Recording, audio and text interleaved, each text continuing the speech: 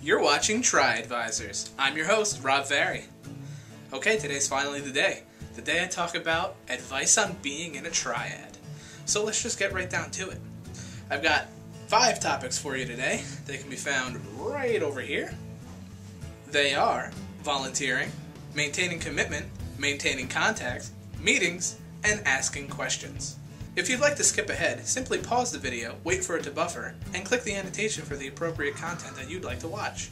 Let's talk about volunteering. So the first thing that you do before you even think about being in a triad is you have to think about volunteering.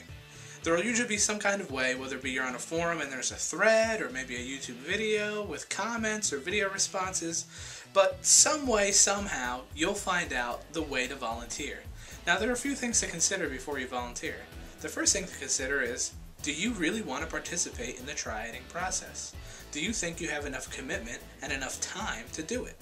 It can be quite taxing, and you have to make sure that when you sign up, you're ready to do it. You also have to make sure that you'll be available, that is, you'll give them contact methods, maybe your email, maybe your forum name or your YouTube name or anything like that, but you have to make sure that they have a way of contacting you so that maybe they want to confirm that you actually volunteered. That's pretty much all I've got for you on volunteering. There's not really much to it. Okay, maintaining commitment. Pretty freaking important if I do say so myself. A lot of times, people sign up for things and they forget about them. Why do they forget about them? Because they were never committed to it in the first place. When you volunteer to be in the triading process, you're volunteering your commitment to it. If you don't think that a week, 2 weeks, a month down the line, you'll still be committed to being in a triad, then do not sign up. Commitment is the most important thing that I can think of when you're in a triad. If you're in a triad with, let's say, one person that's not committed to the process, you're probably not going to get anything done. Because think about it, the main concept behind triading is that you have that third person there to mediate any arguments. That's like seriously, ridiculously key to this.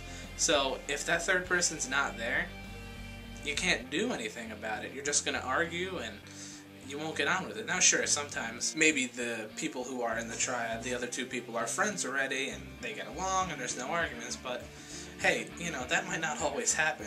So commitment is completely key. So you need to make sure that you and the other 2 people in your triad are always committed to the process. Contact. Again, time to stress contact.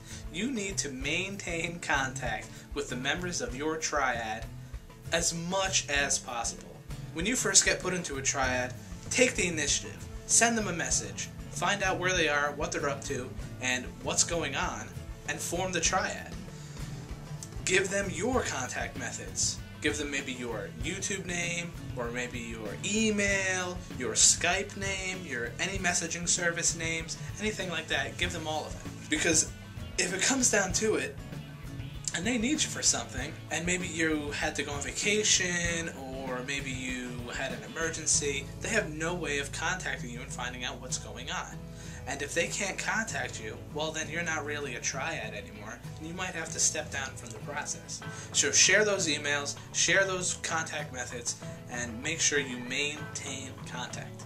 Now, once you've got your triad together, you know everybody's there, committed, and you have their contact methods, the first thing you want to do is you're going to want to set up a meeting between the 3 of you.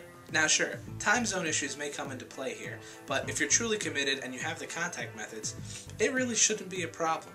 It could be as extreme as maybe 12 hours difference, but still, I think you guys can maintain the contact and do it. So when you set up a meeting, preferably set it up in a way that you guys can actually talk to each other. That is, speak verbally, using audio. Because really, you might not feel as close to the members of your triad as you could if you only do it via text.